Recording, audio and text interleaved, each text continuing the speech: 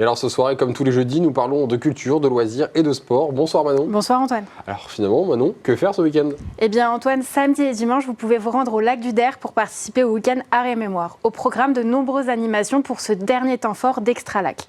Samedi, dès 21h, à la station nautique de Giffaumont, on pourra notamment retrouver un spectacle clownesque autour d'une montgolfière géante. Des personnages et des musiciens ajouteront du suspense à cette aventure aérienne avec des figures acrobatiques extrêmes. Alors on quitte le lac du Der, direction la Meuse. En effet, les habitants de la Codécom des ports de Meuse et alentours pourront participer à la chasse au trésor organisée par la collectivité. Cette année, elle est prolongée jusqu'à dimanche. 6 symboles sont à retrouver autour de 5 villages sur un parcours de 27 km.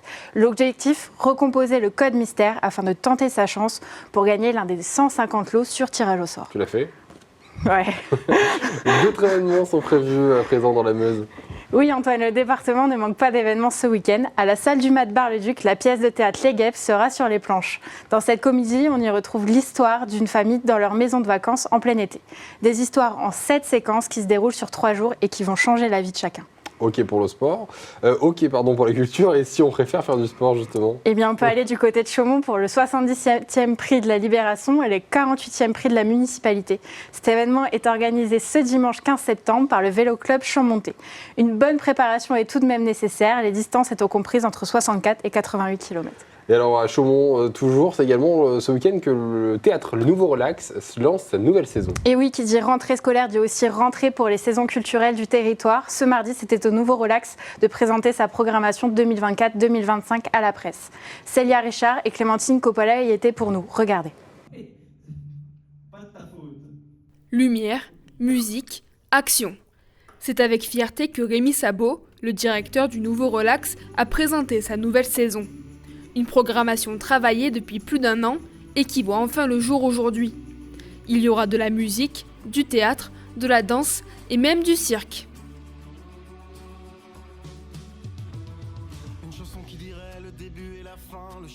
Sur la programmation de cette année, on est à la fois sur une logique notamment de travailler autour des valeurs démocratiques, sur la place de l'individu dans le collectif, sur la place du citoyen dans la société, sur l'intime, sur le monde. Et c'est vrai qu'il y a beaucoup de spectacles qui ont d'écho avec l'actualité, avec les questions des différentes crises qu'on peut traverser.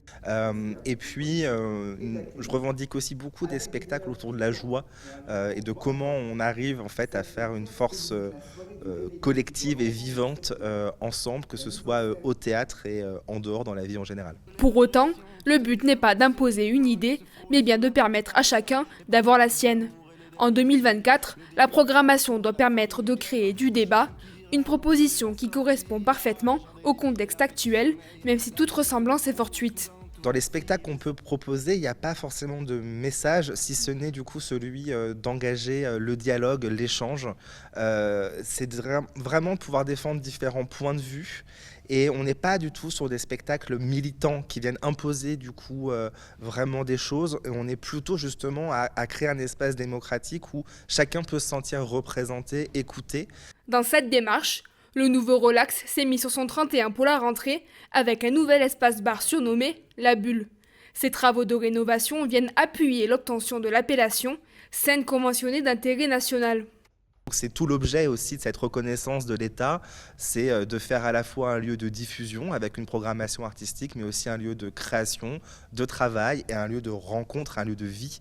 Et c'est tout l'objet du Nouveau Relax. Pour moi, c'était essentiel que le Nouveau Relax retrouve du coup l'appellation de scène conventionnée d'intérêt national parce que c'était l'appellation qui avait été obtenue du coup par le premier directeur Pierre Keshkeguian, puis ensuite par Philippe Cumer. Donc là, c'est vraiment l'occasion de pouvoir retrouver cette appellation et de pouvoir du coup pleinement s'inscrire dans le réseau national. C'est une saison sous le couvert de l'émotion et des surprises qui attend les férus de culture à partir de jeudi.